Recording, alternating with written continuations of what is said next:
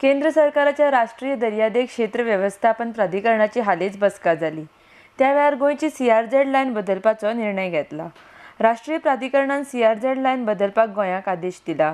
बदलिल्ली लायन कळटकर पर्यावरण मोग्यां मदीं आनी बांदकाम वेवसायिकां मदीं बोवाळ जावपाची शक्यताय आसा। गोंयची सद्याक जी CRZ लायन आसा ती राष्ट्रीय दर्या विज्ञान संस्थेन अभ्यास करून थारायल्ली। पूण आतां ही लायन नव्यान तयार करपाचें काम केंद्र सरकारान स्वता घेतलां। दर्यादेगेची 100 मीटर जागा CRZची आसता। दर्याच्या भरती रेशेपासूनची 200 ते 500 मीटर सुवातेक CRZ क्षेत्र लागू जाता। 0 ते 200 मीटर दर्यादेगेची सुवात नो डेव्हलपमेंट झोन अंतर्गत आसपावता। पूण आतां प्राधिकरणाच्या नव्या निर्णयाक लागून ह्या सगळ्या नियमान बदल जातलो। नवी लायन नेमकी कशी आसतली हाचेर अजून कांय स्पश्ट जाल्लें ना। नव्या आदेशाक लागून गोंयच्या दर्यादेग भागांतली आनीकय बांदकाम CRZ वर्गांत आसपावपाची शक्यताय आसा। ह्या मजगतीं गोंयच्या खारफुटीचें नव्यान सर्वेक्षण करपाचो निर्णय गोंय दर्यादेग क्षेत्र वेवस्थापन प्राधिकरणान थारायला आनी ह्या कामाक सुरवातय जाल्ली आसा। आर्डेक्स गोवा ब्युरो रिपोर्ट।